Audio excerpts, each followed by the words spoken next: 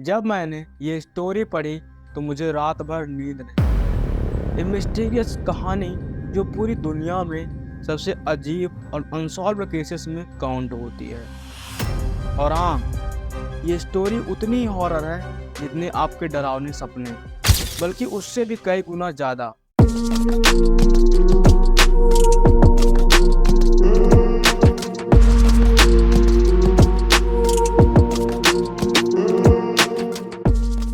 Time था 2013 का। महीना था फरवरी। एलिजा लैम एक कनेडियन स्टूडेंट है जो कि अपनी छुट्टियां बिताने के लिए लॉस एंजल्स में आने का निर्णय लेती, और उन्होंने डिसाइड किया कि वे सेसल होटल में ही ठहरेंगी।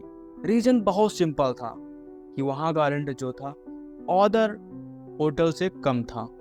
सेसल होटल जो कि अपनी डार्क हिस्ट्रीज के लिए काफ़ी फेमस है, आप इंटरनेट पर सर्च कर सकते हैं। और हाँ, मैं ऐसे ही नहीं बोल रहा हूँ, यहाँ पर मर्डर, सुसाइड्स और इवन सीरियल किलर भी रह चुके हैं। लेकिन जो एलिजा के साथ हुआ वो पूरी दुनिया को शॉक कर गया। आखिर क्या हुआ था एलिजा के साथ? तकरीबन 2-4 दिन बाद एलिजा होटल से गायब हो गई। होटल वालों ने इधर उधर छान मारी, उसके बाद पुलिस को इन्फॉर्म किया। वो लोग भी आए, ढूंढा पर नहीं मिली। इन्होंने सीसीटीवी की फुटेज चेक करी, फिर उन्हें एक क्लिप में ऐसा कुछ देखने को मिला जो काफी वियर्ड सा था। उसमें एलिजा एलिवेटर के अंदर जाती है, रैंडमली कीज प्रेस करती है यहाँ, उसके बाद किसी दूसरे कॉर्नर में शिफ्ट किया, किसी दूसरे कॉर्नर में किसी, मतलब वो बहुत वियर्ड सा हरकतें कर रही थी। वो बाहर गई, अंदर आई, फिर बाहर जाके ऐसे हैंड मूव कर रही थी, बहुत ही अजीब लग रहा था, डरावना सा। वो किसी से बातें भी कर रही थी और उससे डर भी रही थी, लाइक छिप रही थी उसकी वजह से। फिर उसके बाद वो बाहर गई, तब से उसका कोई अता पता नहीं चला।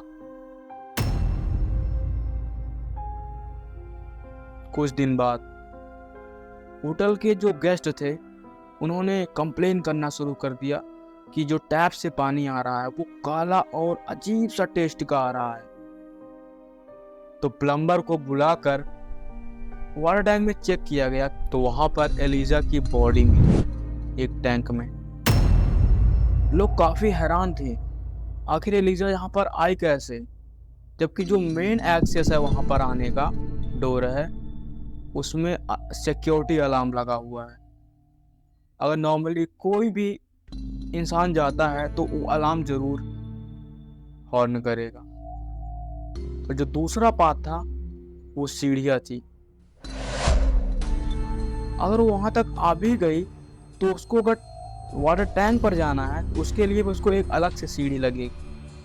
और सबसे मजे की बात बताऊं दोस्तों आपको, जो वाटर टैंक के ऊपर रखा था एक पत्थर था, वो तकरीबन 20 से 22 या 25 किलोग्राम का था। उसको हटाना, देन उसके बाद उसको कूदना, फिर उसको उसी पोजीशन में रखना, it's a big thing. But ऐसा पॉसिबल भी नहीं है। लोगों का मानना है कि उसको बाइपोलर डिसऑर्डर था, इसलिए उसने खुद को हार्म किया। एंड कुछ लोगों का ये भी मानना है कि जो डार्क हिस्ट्री है सेसल होटल की, उसके वजह से उसको किसी आत्मा ने पकड़ लिया था या उसका असर था। और कुछ लोगों का ये भी मानना था कि एक प्लान्ड मर्डर था, बट उसके कोई क्लू नहीं मिले। तो ऐसा कैसे कह सकते हैं हम?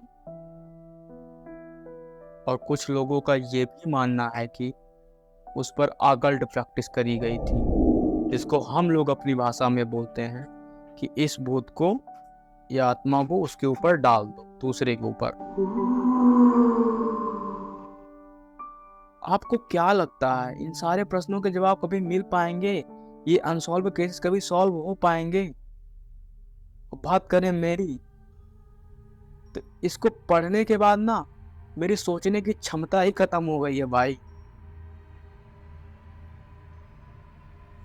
साइंस का जवाब आ नहीं रहा है।